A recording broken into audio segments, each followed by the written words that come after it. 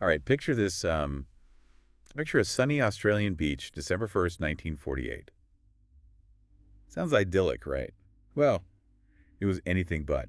Hmm. That's the day a man's body was found on Somerton Beach, Adelaide.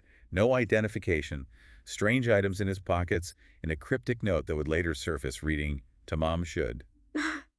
This case has baffled investigators for decades, and today we're going to deep dive into all the details. Oh, exciting. You're basically stepping into a real-life detective Yeah, I story. love a good mystery. We've got a stack of sources, newspaper articles, witness accounts, forensic reports. Oh, wow. And to help us sift through it all, we have an expert who loves a good puzzle. That's me. This case has it all. International intrigue, Cold War tensions, a potential untraceable poison, and of course, that mysterious code. It's a puzzle I can't resist. Let's start with the man himself. Sure. He was well-dressed, in good physical condition, but completely unidentified. Not a wallet, no driver's license, nothing. It's not just strange, it's incredibly unusual for the time. Yeah. He didn't even have a hat, which was apparently quite the fashion faux pas in 1948. You're telling me. And, it goes even deeper than that. All the labels were removed from his clothing. Why go to such lengths to be untraceable? Was he running from something, hiding from someone, or did he want to disappear completely? Right. It's like he intentionally wanted to erase his past. Right. And then there are the witness accounts from the night before. Uh-huh. He was seen on the beach, but oddly, still for long periods. Some witnesses even described him as looking like he was in a trance. It makes you wonder, were those his final hours? Was he waiting for someone? And could whatever or whoever he was waiting for be connected to his death? Speaking of death, the autopsy was just as puzzling. Oh. They couldn't pinpoint an exact cause, but the pathologist strongly suspected poisoning. The pathologist, Dr. Dwyer, found it particularly odd that there were no signs of vomiting or convulsions, which you would typically expect with poisoning, and his shoes were incredibly clean, almost as if they had been recently polished. Hold on, are you suggesting the body might have been moved? Hmm. That he died somewhere else entirely? It's certainly a possibility, and if so, it raises even more questions. Why move the body to Somerton Beach? Was it to mislead investigators? Or was there a more symbolic reason? It's hard to say. And then there's the matter of the suitcase. Found at a nearby train station, he was connected to our mystery man, but again, only deepened the enigma. Absolutely. Just like his clothing, all identification tags had been removed from the items inside. But there was one name that appeared. Keene. Was this his real name? An alias? Or someone he was trying to implicate? You know, it's interesting that you say implicate because amongst the robe, slippers, and sharpened knife, there was one peculiar item, an orange thread. And guess what? What? It matched the repairs on our mystery man's trousers. That thread could be a vital clue. Was it a unique type? Could it be traced back to a specific tailor or location? Perhaps it's the key to unlocking his movements before he ended up on Somerton Beach. All right, so we got a man trying to erase his identity, potentially poisoned, and a suitcase full of ambiguous clues. But hold on to your hats because things get even weirder with the Tomam should note. Yes, the Tamam Should code. Perhaps the most baffling piece of this puzzle. Weeks after the body was found, a tiny scrap of paper with those words printed on it was discovered tucked into the man's pocket. The phrase means finished or ended and comes from a book of poetry called The Rubaiyat of Omar Khayyam. And I bet the police found the matching book. You bet they did. Not only that, but the Tamam Should phrase had been torn out, and on the back cover, scribbled in pencil, was a 5-line code. Okay, now this is like something straight out of a spy novel. Right. A secret code in a book of poetry. Could this be a suicide note? A message to a secret lover? Or instructions for a spy mission? Well, given that this was the peak of the Cold War, the spy theory isn't entirely outlandish. Right. Espionage was rampant and secrets were highly sought after. But let's not get ahead of ourselves. Fair enough. Yeah. But you have to admit the intrigue is certainly building. Speaking of intriguing, there's one more detail that I have to ask you about. The phone number found in that same copy of the Rubaiyat. The police traced it to a former nurse who had actually given the book to an Army lieutenant named Alfred Boxall, but she claimed to have no idea who the Somerton man was. The plot thickens. We've got a mysterious code, a possible military connection, and a nurse who may or may not know more than she's letting on. It's almost too much to process. Where do we even go from here? That's the million-dollar question, isn't it?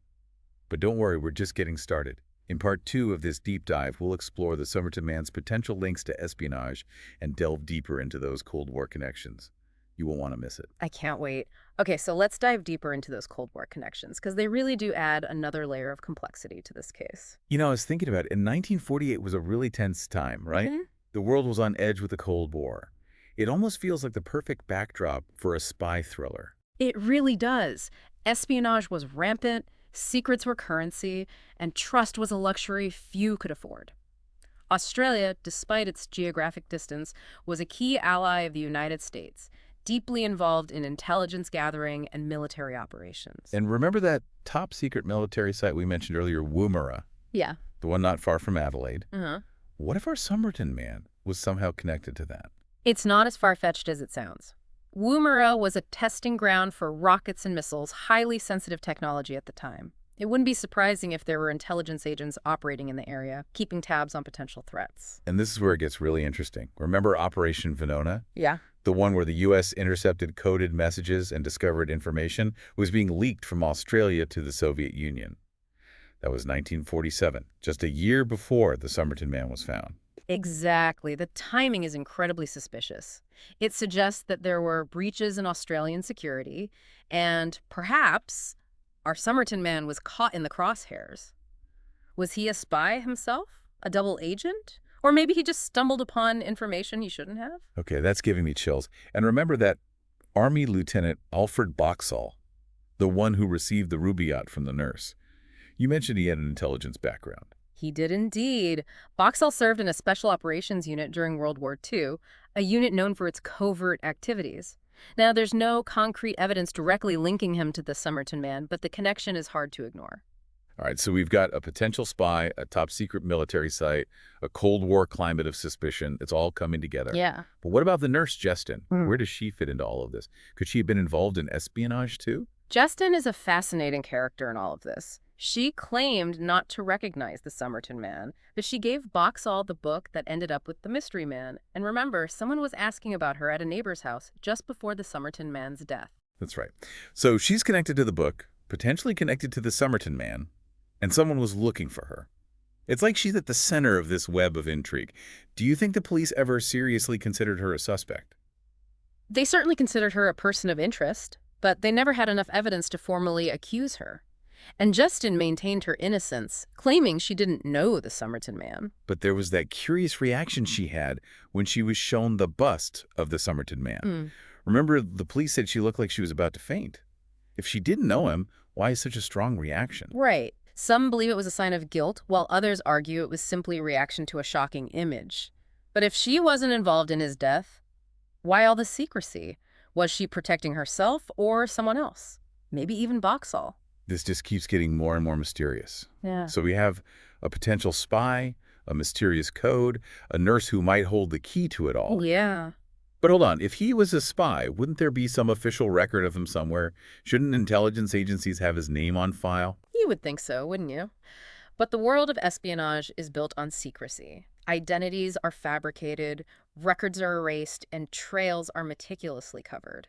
If he was operating under a false identity, it's possible his true name will forever remain a mystery. So even if we crack that code in the Rubaiyat, we might still be no closer to knowing who he really was or why he died. That's the frustrating reality of these types of cases. Even when you find a piece of the puzzle, it often just leads to more questions. So what happens now? Well, Are we at a dead end, just a bunch of loose threads and unanswered questions? not quite. There's one major development we haven't talked about yet, the recent identification of the Somerton Man. Wait, they finally identified him. After all these years, this is huge yee. It is, and it's completely changed the game. But don't get too excited just yet. It's not as straightforward as you might think. All right, you've definitely piqued my curiosity. In part 3 of this deep dive, we'll finally uncover the Somerton Man's identity and explore what this new information means for the case. Stay tuned, because this mystery is about to get even more fascinating. Okay, so spill the beans. Who was he?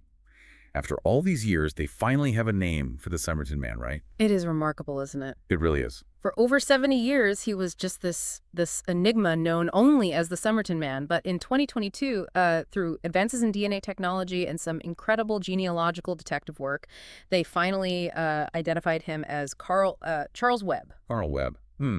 That name doesn't exactly scream Cold War spy, though, does it? What do we know about this guy? Well, according to records, Carl Webb was born in 1905 in Victoria, Australia. He was an electrical engineer and instrument maker. Pretty, ordinary life on surface at least. There's no obvious connection to espionage or any criminal activity. So an ordinary guy ends up dead on a beach with a cryptic note in his pocket, a suitcase full of secrets, Yeah. and possible ties to Cold War intrigue. It just doesn't add up. It is a strange juxtaposition, isn't it? An ordinary life intertwined with these extraordinary circumstances. But, I guess that's what makes this case so compelling, right? Did they learn anything from his family? Could they, shed any light on his life or maybe explain some of these mysteries? Unfortunately not. It seems Carl Webb was estranged from his family. They had little information to offer about his life or whereabouts in the years leading up to his death. So we finally have a name, but it feels like we're almost back to square one. Does this mean all those years of speculation about spies and secret codes were just a wild goose chase? Not necessarily. While Carl Webb's identified background might not scream spy, we still don't know everything about his life. There could be hidden chapters, secret connections, aspects of his past that just, haven't come to light yet. Yeah, I guess that's true. People can lead double lives, especially during times like the Cold War when secrecy was so important. It's possible he was involved in something clandestine beneath the surface. Precisely. And remember, we still have that coded message in the Ruby yacht, cracking that could provide invaluable insights into Carl Webb's life, his motivations, and maybe even his death. So where do we go from here? Do we just accept that we may never know the full story of Carl Webb and the events leading up to his death? Oh, I wouldn't say that at all. This new information is a crucial piece of the puzzle. It opens up new avenues of investigation. Now that we know Carl Webb's name, we can dig deeper into his past, trace his movements, and look for connections that were previously hidden. It's almost like we've turned a page in this mystery novel, and a whole new chapter's beginning. It's exciting and a little daunting at the same time. That's the beauty of a good mystery. Keeps you guessing. Even with this major breakthrough, the Somerton Man, now known as Carl Webb, remains an enigma. So what do you think happened to Carl Webb? Was he a spy caught in a web of Cold War intrigue, or was he just an ordinary man who met an extraordinary end? Well, that's for you to decide. What do you make of all this? We've explored the evidence, the theories, the latest developments. Now it's your turn to connect the dots. Do you think Carl Webb's true identity brings us closer to solving the mystery? Or is this just the beginning of a whole new chapter in this never-ending story? Let us know your thoughts, and until next time, keep those detective hats on, because the truth is out there waiting to be uncovered.